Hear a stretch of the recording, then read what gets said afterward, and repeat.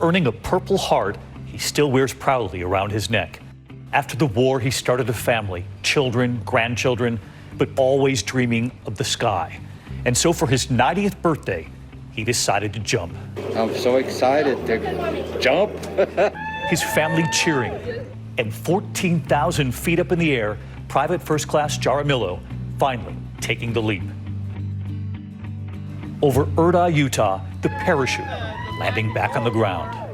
And joining us tonight from solid ground. Hi, David. Private First Class Jaramillo on the moment he waited 70 years for. That wind was something else, but oh, it was so peaceful. I've been thinking about diving out of a plane all these years, and finally I got it over with. Happy 90th, Joe. Today marks an important day in the fight against climate change. Coming up on KEZI 9 News at 6, we're going to show you why it's so important to protect the world's rainforests. Also, we're going to tell you about the race to herd immunity as the state tries to reach that 70% mark, and 2 counties in our area are still in the 50s.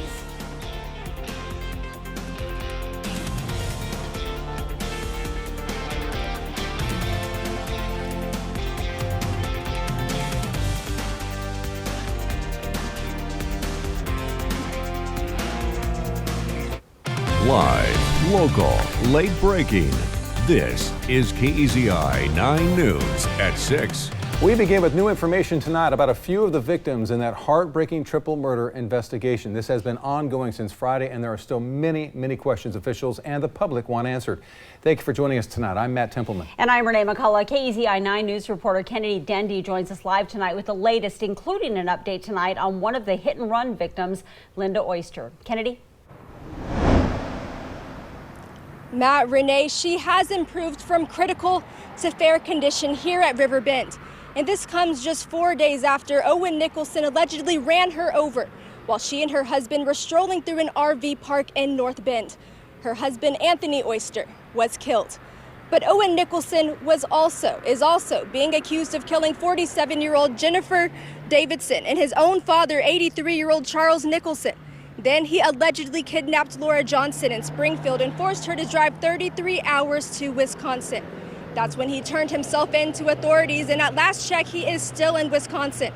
Margaret Simpson, who is the general manager of the Mill Casino in North Bend and a member of the Coquille Indian tribe, says these tragedies are difficult to even put into words. Our hearts are with those that have been affected by this tragic event. We will continue to do our part in supporting the healing of our community. And tonight, we will be opening our hearts as Coquille people to share our hearts, to share our spirits, and to grieve with the community. We are with all of you. She told me the tragedies took place on Coquille Indian tribe land. As for state police, they are asking for the public's help because they want to know how Nicholson got to Springfield from Notai on Friday. They think he caught a ride from someone and wants to hear from anyone who knows anything. And a prayer ceremony is taking place as we speak at the Mill Casino's fire pit for anyone affected by these tragedies. And again, Linda Oyster has improved from critical to fair condition. And lastly, I did speak to a friend of Jennifer Davidson who described her as friendly and just kind to anyone she met, and says she had the closest bond with her son. Reporting live in Springfield, Kennedy Dendy, KEZI 9 News. And we have an update tonight from Springfield Police on a body found near a Springfield bike path last week. They say there was no foul play. The body was found Friday in the 600 block of West D Street between the river and the bike path.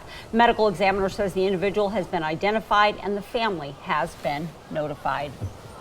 Now, the former principal at South Albany High School says he was fired illegally simply because he's Mexican American, and now he is suing the district.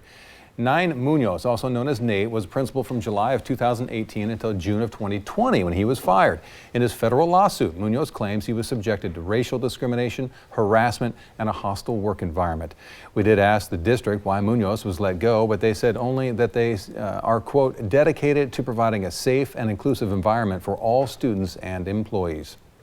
A crime alert tonight. The manager and bartender of the Top of the Bowl strip club have both been arrested. Rick Marin and Jamie Henricks were arrested Saturday, accused of serving alcohol without a liquor license. Marin previously told us he turned his business into a private member-only club where they charge people memberships to get in and allowed members to bring in their own alcohol. Well, deputies confirmed alcohol was being served and tips and donations were accepted for a suggested amount. Deputies seized the alcohol in the club, and this is a misdemeanor. Corvallis police are warning neighbors about a man looking in windows and entering homes of female residents. They say the 3 incidents happened between Thursday and today in the vicinity of Northwest Kings Boulevard and Northwest Harrison Boulevard. Police say reports show it happening between the hours of 11 p.m. and 2 a.m. They do not have a suspect description. Well, the first residents have moved into the Deer Creek Village in Roseburg. Hundreds of applications were considered for this 68-unit complex. The land was donated in 2015 and development started in 2019. This is the city's first significant affordable housing development since 2013. Now, if you want to apply, you need to be a veteran, homeless, experiencing disabilities, or a small family that makes less than 60% of the area median income, and that's about $33,000 a year. The city of Eugene is revamping its rules for street parking and RV camping after residents and business owners complained cars and RVs are clogging up the streets. Vehicles now need to move at least 2 blocks after being parked for 3 days, and they need to stay away from the original block for at least 3 days before parking there again. That means no more moving to the other side of the street.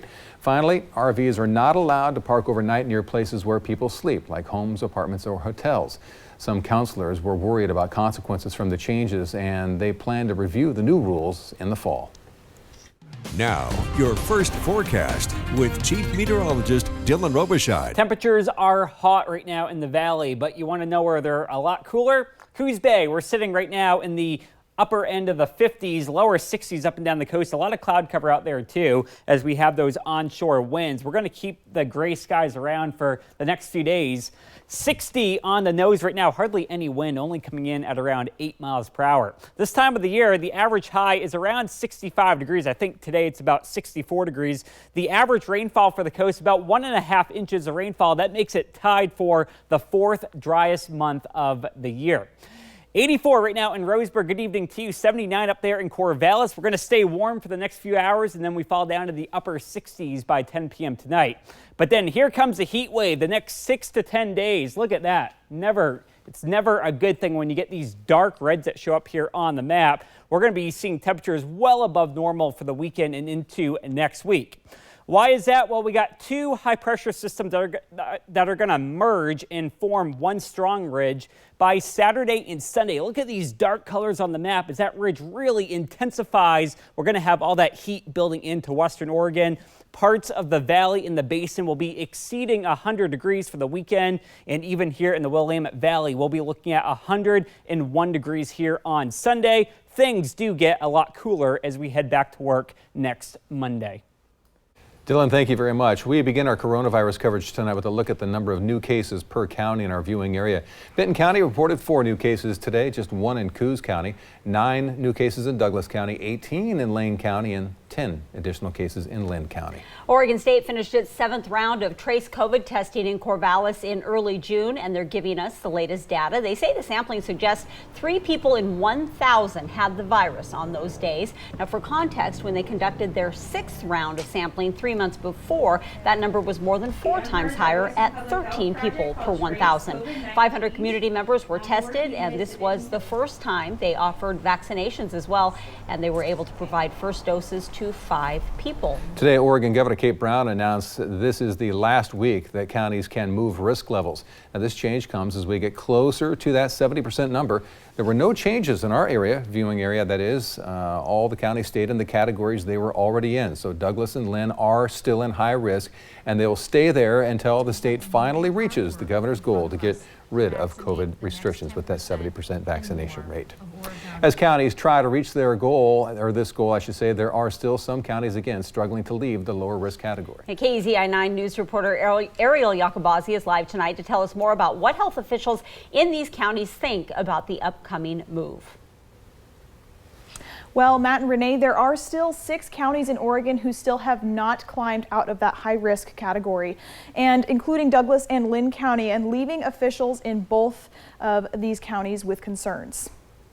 Relaxing restrictions is a little worrisome. As the state nears 70% and several counties are already in the lower risk category, there are a few left behind. Linn County remains in high risk since February, and as of today, Douglas County reached more than 53%. Douglas County Public Health Officer Dr. Bob Dannenhofer says there are still opportunities to get vaccinated in Douglas County, feeling confident residents will continue to get vaccinated. I think we can count on the people of Douglas County to still try and be as careful as they can be.